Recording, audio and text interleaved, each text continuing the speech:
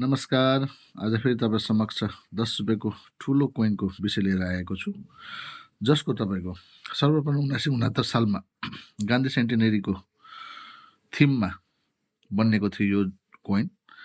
Front side देखिरहनु भएको छ एउटा अशोक स्तम्भ, त्यसको मुनि 10 अङ्कित भएको, साइडमा हिन्दीमा भारत रुपियाँ अथवा नेपालीमा भारत रुपियाँ र साइडमा त्यसको साइडमा इन्डिया रुपिज इङ्ग्लिसमा अङ्कित भएको, अनि ब्याक साइडमा महात्मा गान्धीको पोर्ट्रेट, साथै हिन्दी अथवा नेपालीमा महात्मा गान्धी, इङ्ग्लिसमा महात्मा गान्धी, अनि त्यसको मुनि 1869 उहाँको जन्मसाल अनि 1948 उहाँको मृत्युको साल। यो अङ्कित भएको यस 10 रुपियाँको कोइन मेटल थियो यसको 80% सिल्भर, वेट थियो यसको 15 ग्राम, साइज थियो 34 mm, सेप थियो सर्कुलर। भारतको दुईटा मिन्ट बम्बे अनि कलकत्ता मिन्टबाट बनेको थियो यो कोइन, जसको तपाईँको बजार मूल्य फिलहाल बम्बे मिन्टको जुन छ त्यो तपाईँको 500, 550 देखि 750 सम्म तपाईँले कन्डिसन हेरेर पाउन सक्नुहुन्छ। साथै कलकत्ताको पनि 600 रुपियाँदेखि 900, 1000 रुपियाँसम्म तपाईँले कन्डिसन हेरेर एउटा कोइनको पाउन सक्नुहुन्छ। 10 रुपियाँको महात्मा गान्धीको पोर्ट्रेट भएको यस कोइनको। यसपछि 1970 फेरि तपाईँको भारत सरकारले फुड फर अलको थिममा यो कोइनको निर्माण गरेको थियो, जो तपाईँको फ्रन्ट साइडमा अशोक स्तम्भ, त्यसको मुनि 10 रुपियाँ, साइडमा हिन्दी अथवा नेपालीमा भारत रुपियाँ अनि इङ्ग्लिसमा इन्डिया रुपिज, ब्याक साइडमा एउटा घामको मुनि कमलको फुल भएको अनि त्यसको मुनि 1970 अङ्कित भएको यस कोइन। यो कोइन पनि एउटा रियर कोइन मानिन्छ, जसको तपाईँको साल 1970 बनिएको थियो।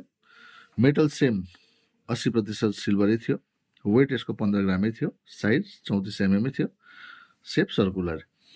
यो पनि भारत सरकारले भारतको दुईटा बम्बे अनि कलकत्ता मिन्टबाट छापेको थियो, जसको तपाईँले वर्तमान प्राइस तपाईँले बुकमा देखिरहनु भएको छ 1200 अथवा 1150 देखि 2000 सम्म पर कोइन तपाईँले कन्डिसन हेरेर पाउन सक्नुहुन्छ। 1150 देखि 2000 सम्म तपाईँले पर कोइन एउटा कोइनको तपाईँले पाउन सक्नुहुन्छ। फुड फर अल थिममा बनेको यस 10 रुपियाँको कोइनको। यस पश्चात फेरि एउटा अन्तिम 10 रुपियाँको कोइन यस डिजाइनमा अथवा यत्रो ठुलो डिजाइनमा 25th एनिभर्सरी अफ इन्डिपेन्डेन्स, यानि कि 25वें स्वतन्त्र जयन्तीको अवसरमा फेरि भारत सरकारले भारतको दुईटै मिन्टबाट जारी गरेको थियो। फ्रन्ट साइडमा सेम पहिलाको कोइन जस्तै थियो, ब्याक साइडमा यसको झन्डा बोकेर एकजना महिला अनि एकजना पुरुष हिँडिरहेका, र त्यसमा 1947 देखि 1972 सम्म लेखेको र साथै 25वीं स्वतन्त्र जयन्ती लेखेको यस कोइनको वर्तमानमा फिलहाल तपाईँले 600 देखि 800 रुपियाँसम्म पर कोइन पाउन सक्नुहुन्छ। मेटल यसको अलिकति घटाएर तपाईँको 50% सिल्भर गरेको थियो, वेट यसको 22.5 ग्राम्स थियो, साइज तपाईँले देखिरहनु भयो, सेप सर्कुलर। यसको तपाईँले वर्तमानमा 550 देखि 800 रुपियाँसम्म पर कोइन कन्डिसन हेरेर तपाईँले पाउन सक्नुहुन्छ यस कोइनको 10 रुपियाँको। र ठुलो 10 रुपियाँमा यही तिनवटा मात्रै तपाईँको भारत सरकारले जारी गरेको थियो, जो तपाईँको सर्कुलेट भएको थियो।